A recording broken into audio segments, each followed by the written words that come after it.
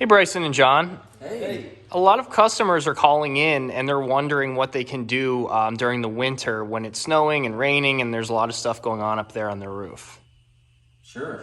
Yeah, we'd love to get into that with you. So today, John and I, we're going to be explaining to you what are some of the benefits and the usage of the different components on your roofing system.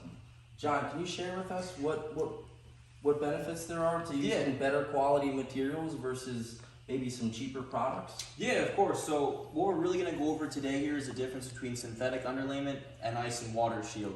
Now, in northern climates and the east, ice and water shield is actually a code requirement. That's because we get a lot of snow, a lot of ice. We get a lot more elements than in southern areas. So ice and water itself is a waterproof underlayment, whereas synthetic underlayment is water resistant. Now, with this ice and water, it's going to go around your valleys, your pipe boots, your eaves, everywhere that it needs to, where snow tends to build up and then melts and freezes. Now, a lot of people in the wintertime have issues along their eaves, and that's because they don't have ice and water.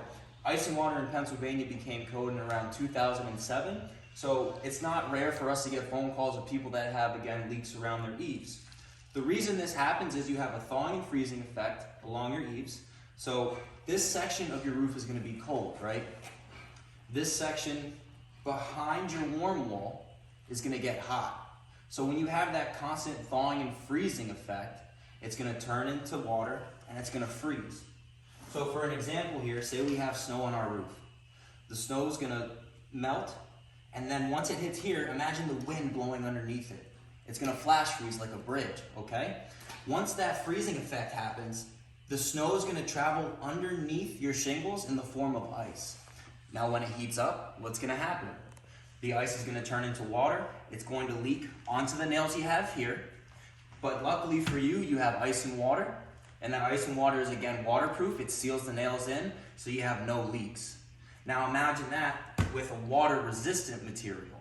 It's not going to work the same. And if you were over here and let's just say back in the day your roofing contractor didn't use an ice and water shield, now you're able to have maybe an ice dam happen, but you don't have the right material for the job. John, if you could lift up that shingle and just show everybody that this ice and water shield will end up sticking to the metal drip edge here. And now it's properly flashed. So if there were to be an ice dam in your gutter or, back further up, it's going to be flashed correctly. And it's going to protect all these nails. Because it's a tar membrane, it's going to completely go around that nail perfectly. Whereas if it was just going around the paper, you might have some areas where it's going to, get underneath a vulnerable part of your roof. But we wanted to share that with you. Hopefully that helps. If you are in the Lehigh Valley, Pennsylvania area and you are thinking about replacing your roof, please make sure that your roofing contractor is going to be using the right components for each part of the roof. And just wanted to share some helpful information with you. Thanks, guys.